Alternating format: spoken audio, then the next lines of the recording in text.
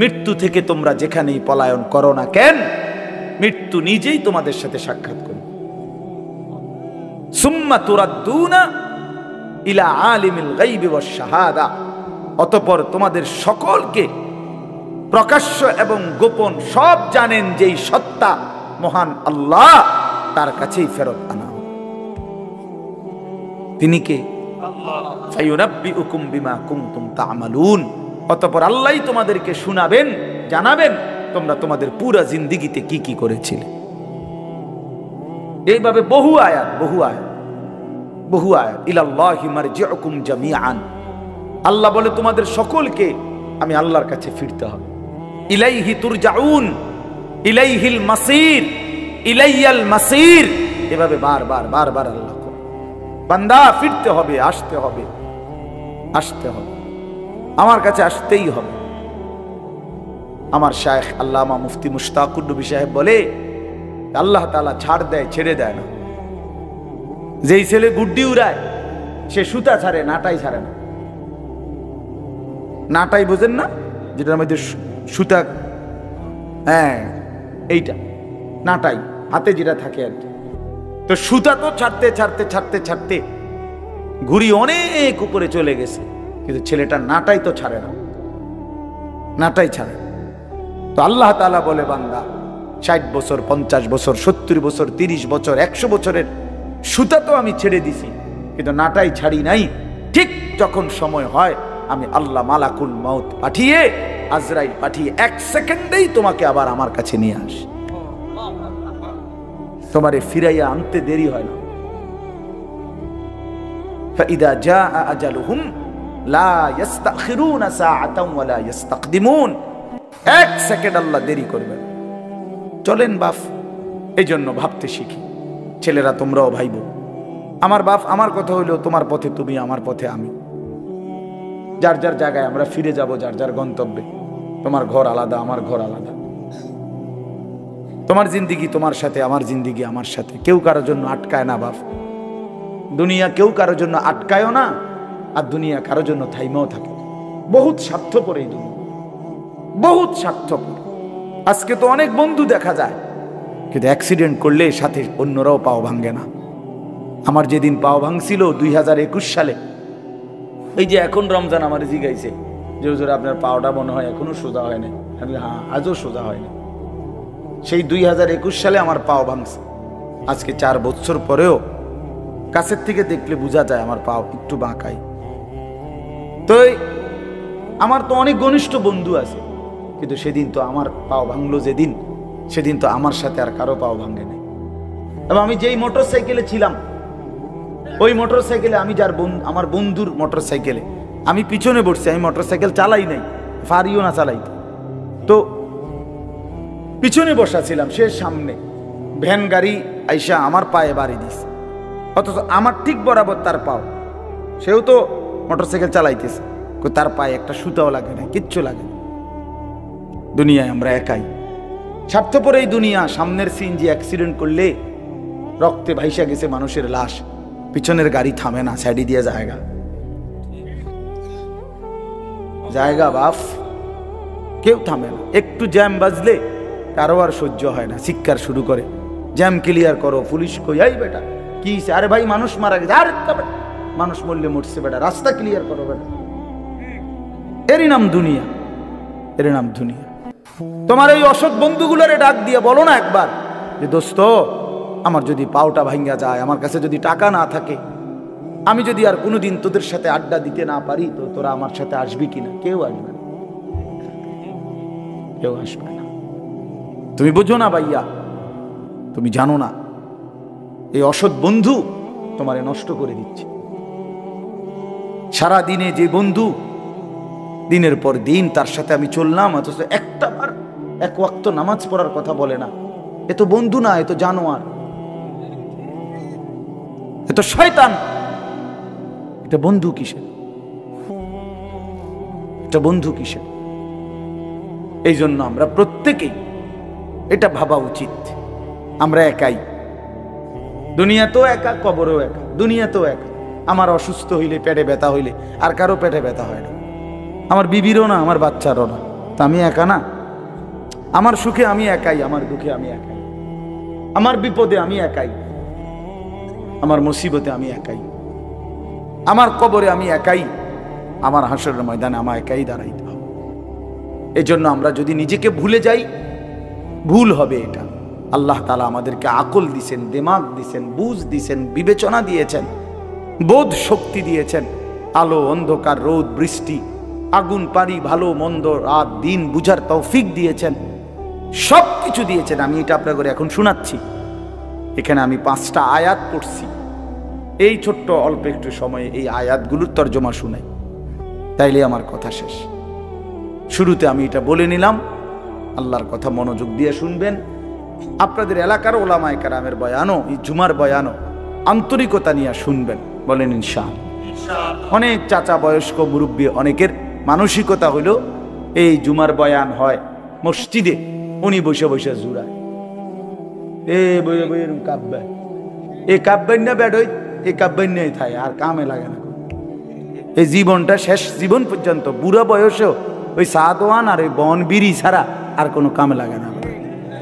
এই ডিউটি এটা, বইয়ে বইয়ে বন খায়, বিড়ি খায়, আর এই গপ মারে, সিহুলি কয়, সিনেমা নাটক, সিনেমা, নর্তকী, নাচ গান, টেলিভিশন, বসে বসে চা দোকানে এগুলো দেখে। কারণ আমল করবে কিন্তু জানেই না কিছু, জানেই তো না কিছু, শিখেই তো নাই কিছু, শিখেই তো না কিছু। আমলের মধ্যে কোনো ভুল আছে কিনা এটাও তো সংশোধন করে না। 100 দানার তসবি পড়ে ফেলছে 1 মিনিটে। এটা কি তসবি পড়লো? মিনিটের মধ্যে, মিনিট মেশিনে সুবহানাল্লাহ, সুবহানাল্লাহ, আলহামদুলিল্লাহ, আল্লাহ, দিকিতা, এগুলো কি? আপনি জিজ্ঞাসা করেন, এখন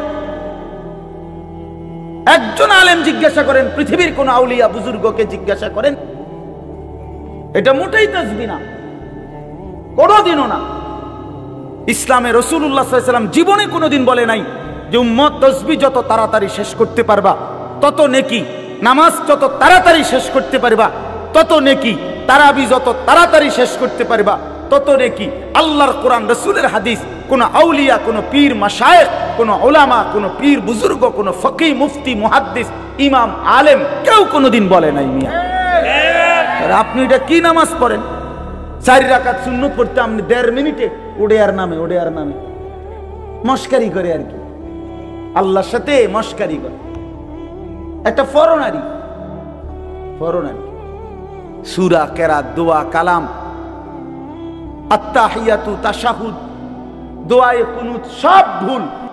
আপনি নামাজ পড়েন, আপনি নামাজ পড়েন, হ্যাঁ, হাসরের ময়দানে গিয়ে দেখবেন সবটি মিলাইয়া 100 গ্রাম ওজন আইয়ে না, টের পাইবেন তো তখনই না।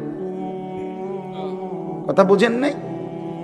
আমরা হুজুররা আজীবন শুদ্ধ কোরআন পড়তে হবে, আর আমনে ভুল কোরআন পড়ে বেহেশতে চলে যাবেন। বেহেশত এরকম বেইনসাফির জায়গা না, বেহেশত ইনসাফের জায়গা। নামাজ, রোজা, হজ, যাকাত, জিকির, তেলাওয়াত, কোরআন, এর জন্য আপনার জন্য যে আইন, আমার জন্য সে আইন, আমার জন্য যে আইন, আপনার জন্য সে আইন।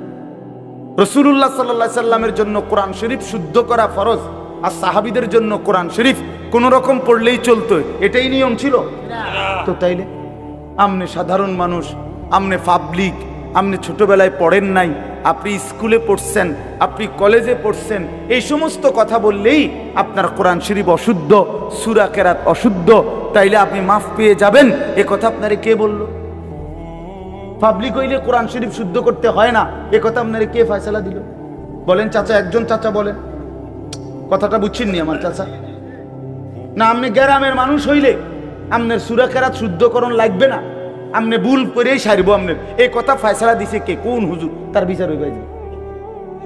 বলেন মিজান ভাই, আপনি জিগান, কে বললো এই কথা? এরকম কোনো অধিকার আছে কারো সিদ্ধান্ত দেওয়া? স্কুলে পড়লে, কলেজে পড়লে তোমার আর কোরআন শরীফ শুদ্ধ করতে হবে না ভাইয়া, এ কথা তোমারে কে বলল? কে বলল এটা? রাসূলুল্লাহ সাল্লাল্লাহু আলাইহি ওয়াসাল্লামের সামনে যে সাহাবী দাঁড়াইতেন আবু বকর, আর পিছনে যে সাহাবী, সকলের কোরআন শরীফ সমান শুদ্ধ ছিল, সকলের রুকু সেজদা সমানভাবে বিশুদ্ধ ছিল। মিয়া পিছনের ওয়ালার সেজদা আর সামনের ওয়ালার সেজদা বরাবর ছিল। মস্কারি করে, আমরা গ্রামের মানুষ, হুজুর আমরা হইলাম সাদা সিধা মানুষ, কোন রকম কোন রকম কদ্দুর দিন আইনা দিন খাই, আলাপ করে আলাপ। আপনার এই সমস্ত আলাপে হবে না বাপ, বিশ্বাস করেন না, হবে না। কোরআনুল কারীমের মধ্যে আল্লাহ বলছেন, ফামান কানা ইয়ারজু লিকা রাব্বিহি ফালিয়ামাল আমালান সালিহা ওয়ালা ইউশরিক বিইবাদাতি রাব্বিহি আহাদা। রব্বুল আলামিন বলেন, আখিরাতে যারা যারা আমি আল্লাহর সাক্ষাৎ তথা জান্নাত পেতে চাও, দুইটা বিষয় লাজেম। এক নাম্বার, ফালিয়ামাল আমালান সালিহা, প্রতিটি আমল করতে হবে সালিহা, বিশুদ্ধ। যদি আমি আল্লাহর সাক্ষাৎ চাও, যদি জান্নাত পেতে চাও, ফালিয়ামাল আমালান সালিহা। কোরআনুল কারীমের সমস্ত জায়গায় আল্লাহ আমলের সাথে সালেহ এই শব্দ যোগ করেছেন।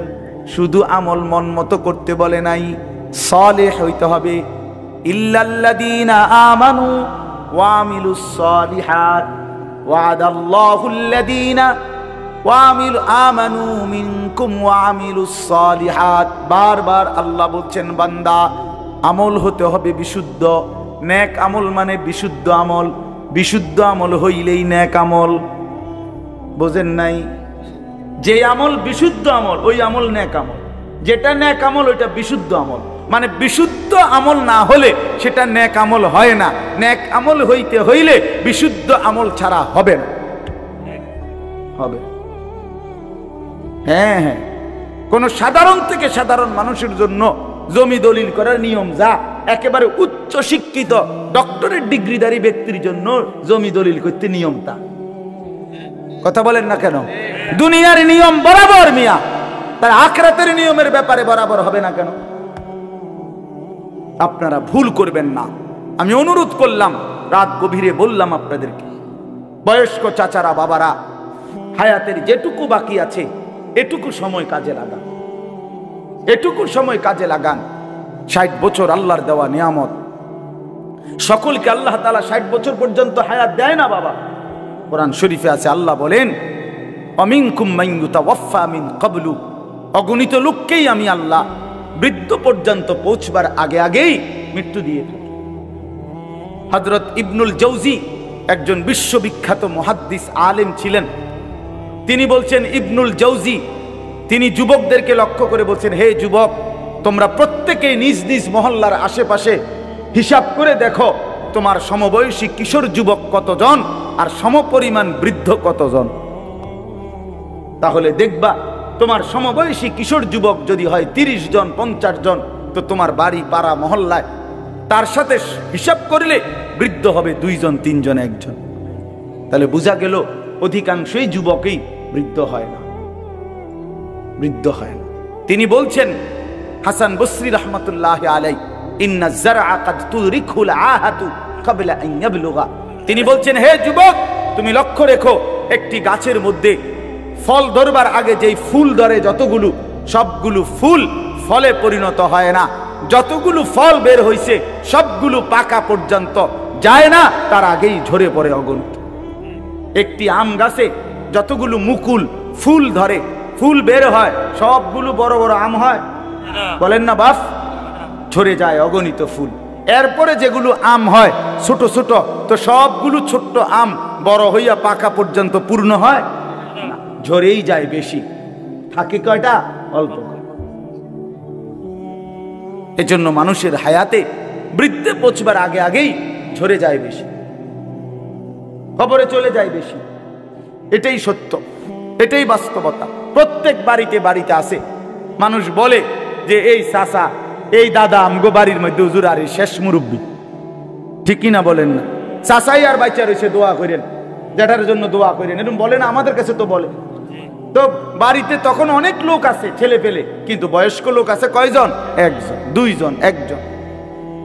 এই জন্য যুবক অনেক নওজোয়ান বসছো ভাইয়া, আমি অনুরোধ করলাম, দোস্ত আমার, বন্ধু আমার, নিজেরে নষ্ট করে দিও না বাপ, নিজেরে নষ্ট করে দিও না।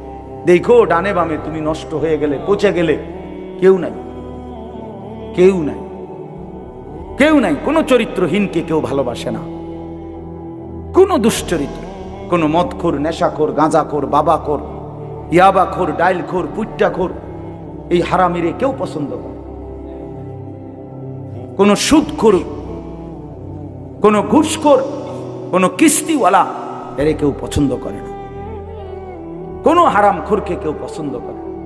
সামনে ভয়ের কারণে, ক্ষমতার কারণে, বাহাদুরির কারণে হয়তো কখনো কখনো সামনে যদিও কিছুটা ভদ্রতার দেখায়, কিন্তু পিছনে অভিশাপ দেয়। তোর উর্ফে খোদার গজব পড়ক, এমনে বলে তোর উর্ফে আল্লাহর লানত পড়ক, তুই মানুষের সম্পদ কুক্ষিগত করস, এই কথা বলে। তো বেটা কি টাকা কামাইলি, কি বাড়ি করলি বেটা, টাইলস লাগাইলি, মানুষ তোরে অভিশাপ দেয় বেটা। এর চাইতে এই জিন্দেগির চাইতে মরে যাওয়া ভালো বেটা, মরে যাওয়া ভালো হারামখোর বেটা।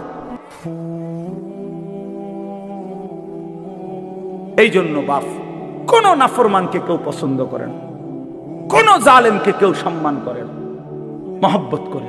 আল্লাহ তাআলা আল্লাহর নজর থেকে, বিশ্বাস করেন যে আল্লাহর নজর থেকে সরে যায় প্রত্যেক পাপী, নাফরমান পাপী আল্লাহর দৃষ্টি থেকে, আল্লাহর রহমের দৃষ্টি থেকে সরে যায়। আর আল্লাহর নজর থেকে সরে যায় যে আল্লাহর কসম গোটা মাখলুক তাকে নিন্দাই করে, মালউন হয়, সমস্ত সৃষ্টির কাছে সে অভিশপ্ত হয়। আল্লাহর রহমের নজর যার উপরে পড়ে তারে গোটা সৃষ্টি ভালোবাসে। ইন্নাল্লাযীনা আমানু ওয়া আমিলুস সালিহাত সায়াজআলু লাহুমুর রাহমানু ওয়ুদ্দা। আল্লাহ বলে নিশ্চয়ই যারা ঈমানওয়ালা হলো এবং সমস্ত নেক আমল বিশুদ্ধভাবে করলো, আমি আল্লাহ আমার গোটা সৃষ্টি জগতের মধ্যে তার জন্য আমি নিজে ভালোবাসা দিয়ে দেব। ভালোবাসা, ভালোবাসা জোর করে আদায় করতে হয়। মহব্বত আল্লাহর পক্ষ থেকে, মহব্বত আপনাদের সাথে আমাদের ভালোবাসা আল্লাহর পক্ষ থেকে, ঠিক কিনা বলেন না? আল্লাহর পক্ষ থেকে, আল্লাহর পক্ষ, আল্লাহর পক্ষ থেকে। আপনাদের কারোর সাথে আমাদের কারো কোনো লেনদেন নেই, আমার কোনো লেনদেন নাই আপনাদের সাথে, আর্থিক কোনো লেনদেন নাই। এখানে একজন লোকের সাথে আছে কোনো লেনদেন, কিন্তু মহব্বত আছে, ঠিক কিনা বলেন? আছে না মহব্বত? এই ভালোবাসা আল্লাহর জন্য, এই ভালোবাসা আসমানওয়ালার পক্ষ থেকে, আসমানওয়ালার পক্ষ থেকে। আল্লাহ আমাদেরকে উত্তম ভাবে বুঝবার তৌফিক দান করেন। চলেন এই আয়াতগুলোর তর্জমা শুনাই, তাইলে এই কথা শেষ। এই সূরাটার নাম হলো সূরা দাহার। দাহার কোরআনুল কারীমের 29 নম্বর পারা, 76 নম্বর সূরা কোরআনুল কারীমের। এই সূরার মধ্যে মোট 30টা আয়াত, আমি মাত্র 5টা আয়াত পড়ছি। অল্প একটু সময়ে 5টা আয়াতের সংক্ষিপ্ত তর্জমা শুনাই ইনশাআল্লাহ, তাইলে আমাদের কথা শেষ হবে। আগে একটা কথা শুধু আমরা বুঝি, একসাথে আমি মুখে বলে নেই, তাহলে তর্জমা করলে সহজ হয়ে যাবে ইনশাআল্লাহ। সূরাটার নাম হলো সূরা দাহার। দাহার মানে হলো যুগ। আমরা যে বলি যুগ যুগ ধরে, এই যুগ, এই যুগ বলে আর কি। সময়ের একটা অংশকে কি বলে? যুগ বলে। এই যুগ দাহার। এই সূরাটার 30টা আয়াত। এই সূরাটার একটা বৈশিষ্ট্য হলো কোরআনুল কারীমের এই সূরাটার মধ্যে, পুরা কোরআনের মধ্যেই আল্লাহ তাআলা জান্নাতের অনেক বর্ণনা দিয়েছেন। একটু আগে আমি আইসা শুনতেছিলাম মাওলানা আব্দুল হক ভাই শেষ যে অংশ কথা বলতেছেন, জান্নাতের কথাই বলতেছিলেন, জান্নাতের তেলাওয়াতের কথা বলতেছিলেন, ঠিক না? হ্যাঁ, হযরত দাউদ আলাইহিস সালামের কণ্ঠে তেলাওয়াত। আচ্ছা, কি মজাটা হবে না? কি মজাটা! আল্লাহু আকবার, আল্লাহ।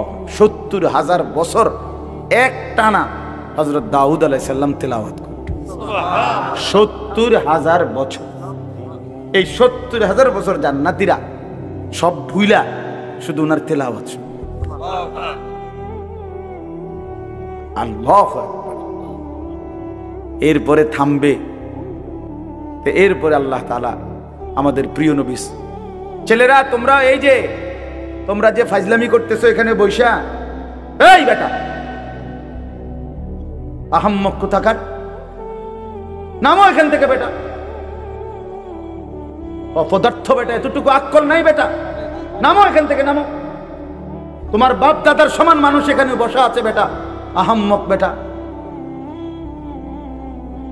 আখলাক শিখবে কখন ছেলেরা বলেন মিয়া? মুসলমানের বাচ্চা ন্যূনতম আখলাকও যদি না শিখে জীবনে আমাদের হইলটা কি? তাই আবার বলেন, কতগুলো খাট পালং আর সোফা আর কতগুলো ফার্নিচার আর কাচের প্লেট নুনের বাড়ির হিসাব দিয়া কবরে চলে যাচ্ছে। জীবন মানে কতকটা ঘর করছে, জিন্দিগি মানে একটা বিল্ডিং করে দিছে, জিন্দিগি মানে এক সেট খাট বানাইয়া সোফা বানাইয়া দিছে। খালাস 60 বছর জীবনের ব্যয় করছে এই একটা কামে, এতটুকুই জীবন মিয়া।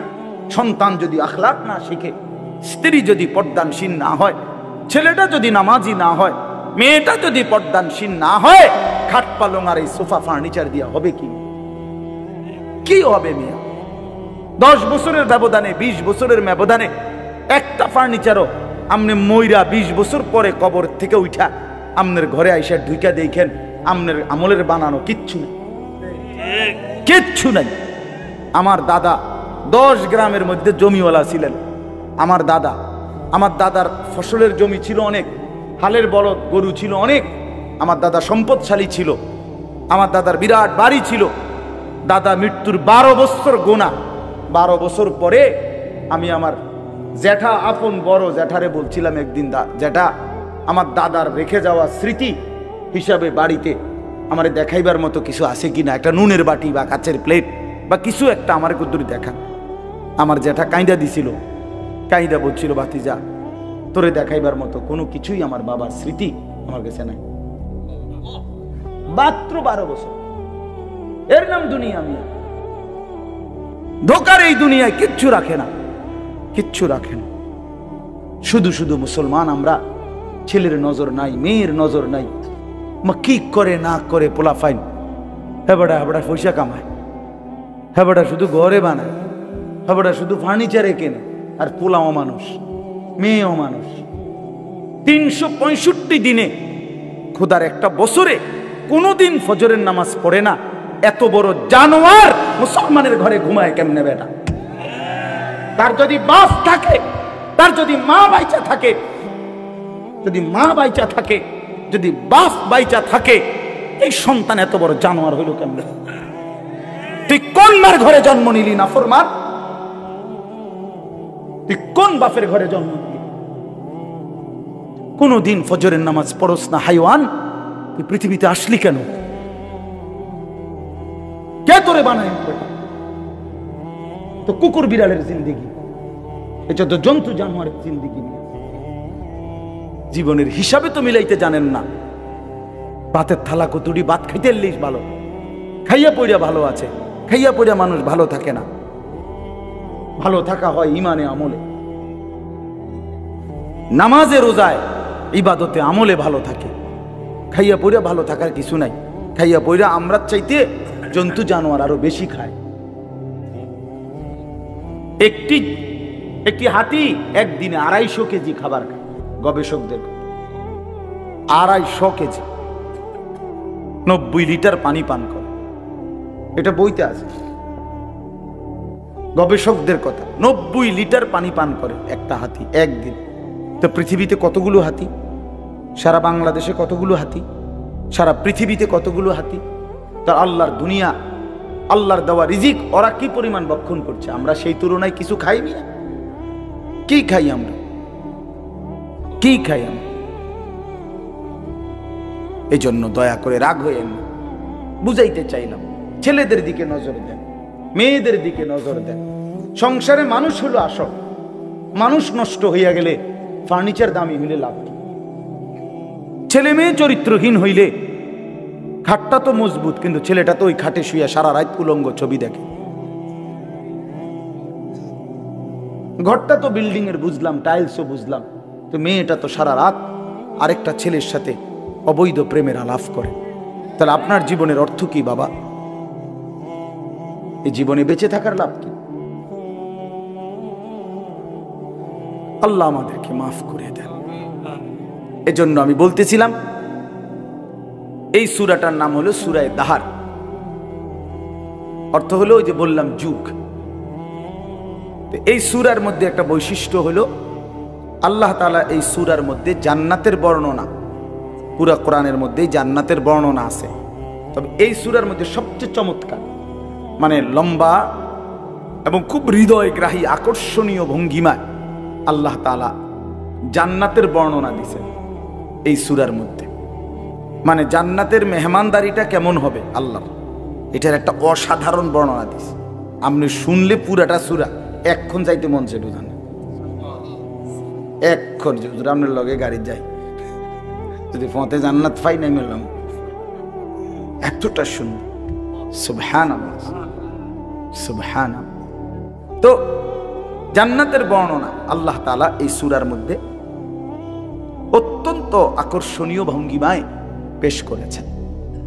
তো রাসূলুল্লাহ সাল্লাল্লাহু আলাইহি ওয়াসাল্লামের উপরে যেদিন এই সূরাটা নাজিল হয়, মানে যেদিন এই সূরা নাজিল হচ্ছিল, তখন নবীজির সামনে কয়েকজন সাহাবী বসা ছিলেন।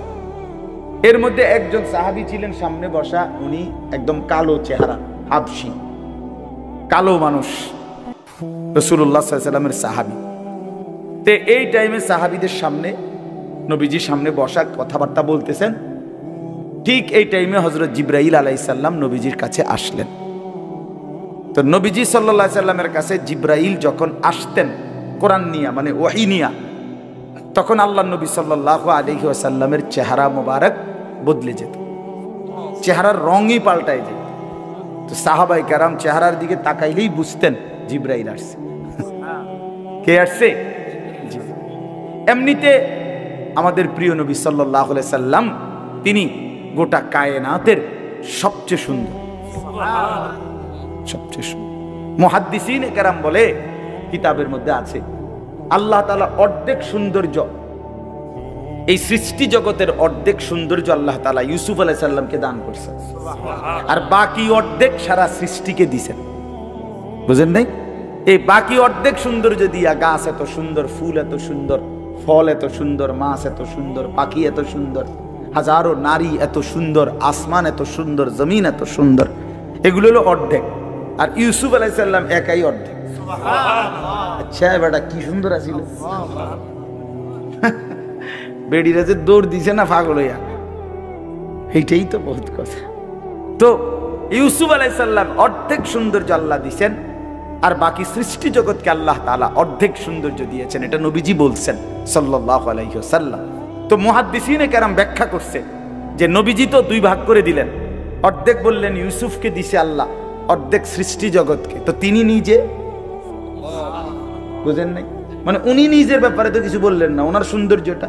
তো মুহাদ্দিসিনে কেরাম বলেন, এর দ্বারা এটাই প্রমাণ করিলেন বিনয়ের কারণে, তাওয়াজুর কারণে নিজেরটা তো বলেন নাই, বুঝাইতে চাইলেন উম্মত আল্লাহ তাআলা অর্ধেক ইউসুফকে দিয়েছেন, অর্ধেক গোটা সৃষ্টিকে দিয়েছেন, একা বন্ধু মুহাম্মদকে পুরাটাই দিয়েছেন, পুরাটাই। হুসনে ইউসুফ দমে ঈসা ইয়াদে বাইদাদারি আঁচে খুবা আহমাদারান তু তনহাদার। আল্লামা ইকবাল বলে, হে নবী মুহাম্মদ সাল্লাল্লাহু আলাইহি সাল্লাম, সোয়া লক্ষ আম্বিয়ার যত গুণ, সৌন্দর্য, বৈশিষ্ট্য একটা একটা করে যদি তালাশ করি আপনার মাঝে, আপনি একাই সব। তু তনহাদারি, আপনি একাই, তানহা মানে একা, আপনি একাই সব। সব রং, সব ঢং, সব সৌন্দর্য, সব গুণ, সব সিফাত আপনার মধ্যে, আপনার মধ্যে। কি পরিমাণ সুন্দর ছিলেন নবীজি, সুবহানাল্লাহ, কি পরিমাণ সুন্দর ছিলেন। হযরত আয়েশা রাদিয়াল্লাহু তাআলা আনহা একদিন বলছিলেন, দুনিয়াবাসী শুনছি ইউসুফ আলাইহিস সালামের সৌন্দর্য দেখে মহিলারা নাকি হাত কাইটা ফেলছে। আমার স্বামীর সৌন্দর্য যদি এক নজর দেখতো, বেটিরা কলিজা কাইটা ফেলতো।